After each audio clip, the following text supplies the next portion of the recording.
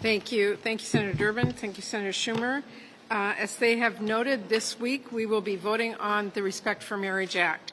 After Roe v. Wade was overturned, I have heard from constituents back home who are concerned and worried about Justice Thomas's suggestion that their right to marry who they love could be ripped away.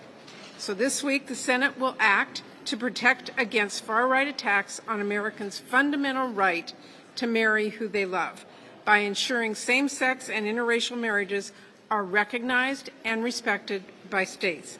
We cannot lose sight of the fact that this extreme right-wing court did not hesitate to take away a woman's right to choose.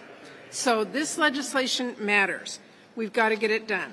Helping people and solving problems, that is what Senate Democrats have been focused on this entire Congress.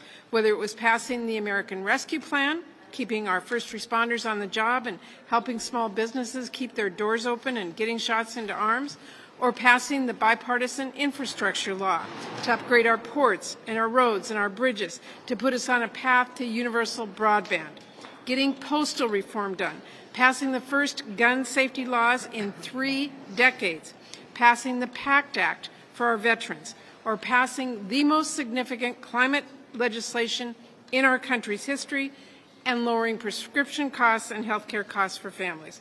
If that feels like a lot, it should. Senate Democrats have gotten a lot done, and I believe the American people paid attention, but I also believe they paid attention to what we couldn't get done for them and why. They saw Senate Republicans block our efforts to protect every woman's right to choose in this country. They saw Senate Republicans block basic common sense bills to allow women to travel across state lines to get abortion care, or to protect doctors from jail time just for doing their jobs. They saw how extreme the Republican Party has become. They noticed when Republicans blocked our efforts to protect voting rights and end gerrymandering. It's plain for everyone to see Democrats are working to protect our pocketbooks and your fundamental rights as Americans.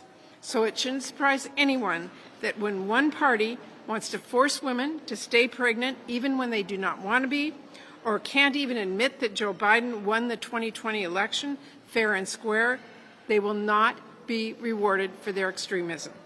I'm ready to keep working for the American people, and I know all of my colleagues are as well. Thank you.